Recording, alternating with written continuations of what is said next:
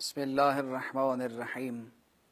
حضرت عمار ابن یاسر پیغمبر اکرم صلی اللہ علیہ وآلہ وسلم اور حضرت علی علیہ السلام کے جان نثار صحابی تھے۔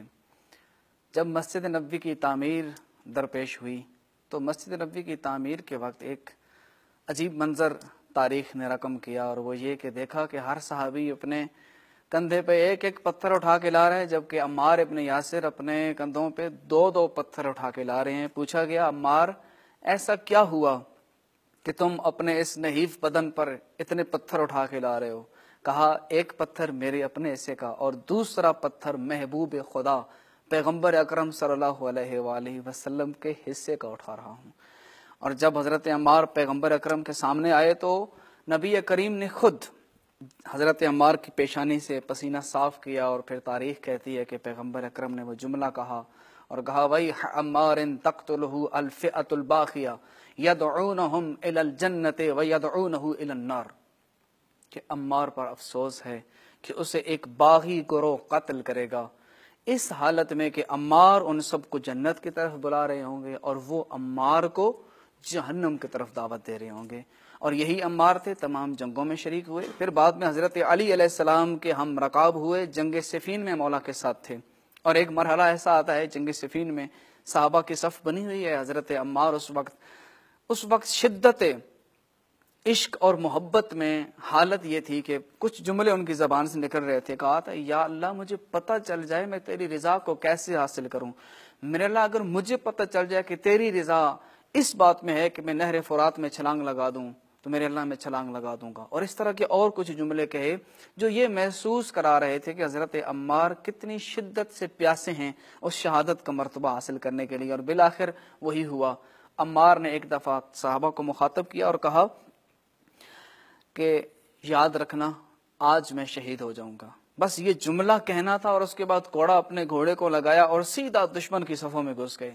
پھر جنگ کرتے رہے، جنگ کرتے کرتے ایک وقت آیا کہ ایک ظالم نے خنجر مارا عمار یاسر کی وجود پر، حضرت عمار زخمی ہوئے اور واپس پلٹتے ہیں اپنے لشکر کی طرف۔ جب اپنے لشکر کی صفوں میں آئے تو ایک دفعہ اپنے غلام کو آواز دی، غلام جاؤ اور میرے لیے پانی لاؤ۔ حضرت عمار اسی طرح نیچے زمین پر گرے پڑے ہیں، سامنے اسی طرح صحابہ کی صفیں لگی ہوئی ہیں۔ جب غلام عمار ابن یاسر کے سامنے آیا تو عمار کیا دیکھتے ہیں کہ غلام کے ہاتھ میں پانی نہیں بلکہ دودھ ہے، تو بے ساختہ عمار بول اٹھے، فقد صدق رسول اللہ، اللہ کے نبی نے سچ فرمایا تھا۔ صحابہ نے کہا، عمار ابن یاسر کیا فرمایا تھا رسول نے؟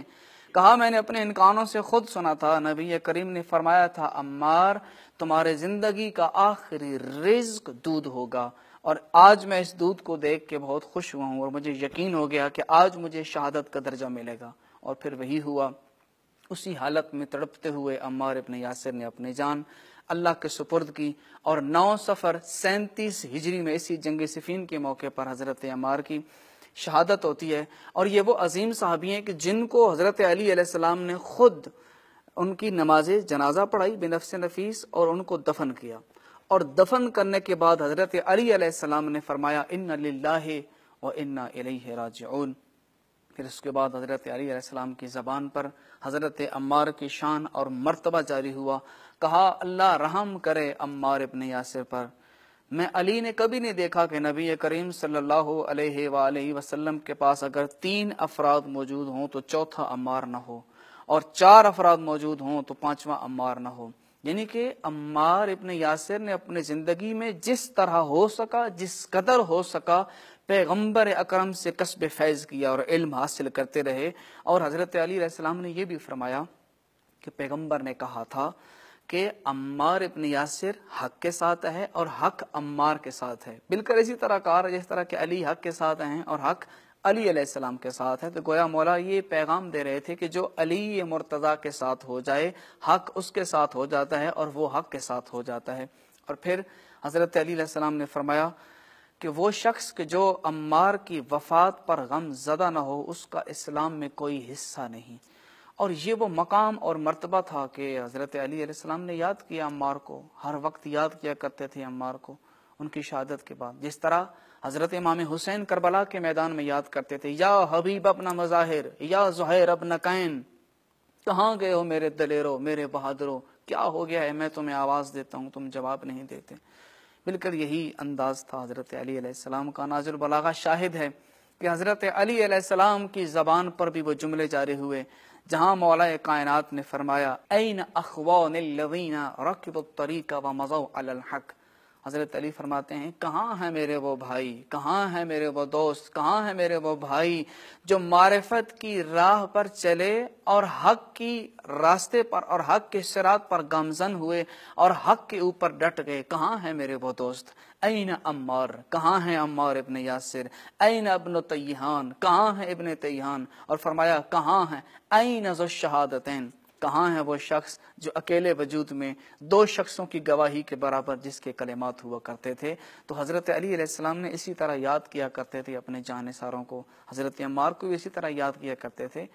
تو عزیزان، یہ صحابہ کرام کی زندگی ہمیں پیغام دیتی ہے، خدا رو اپنی زندگیوں کی قدر کریں، اپنی قیمت سمجھیے۔ مولا کائنات نے فرمایا کہ تمہاری نفسوں کی قیمت جنت کے سوا کچھ نہیں ہے۔ اسی طرح محبت تھی اپنے جانثاروں سے، اپنے وفادار صحابیوں سے کہ جاننے کے بعد یاد کیا کرتے تھے۔ کوشش کریں آج کے زمانے میں بھی ہم اپنے کردار کو، ہم اپنے گفتار کو، اپنی زندگی کے ایک ایک لمحے کو اسی طرح بنائیں جس طرح ہمارا مولا چاہتے ہیں، جس طرح ہمارے امام چاہتے ہیں کہ ہمارے چاہنے والے اسی راستے پر چل کر کامیابی حاصل کریں، جس طرح عمار امام کی دعاؤں میں شامل ہوتے تھے۔ کوشش کریں ہم بھی اپنی زندگی کو ایسے خوبصورت بنائیں کہ ہم بھی اپنے وقت کے امام کی دعاؤں میں شامل ہو سکیں اور اپنی زندگی کو سنوار کر اس دنیا میں بھی کامیاب انسان بنیں اور آخرت میں بھی ایک کامیاب انسان کی طرح اٹھیں۔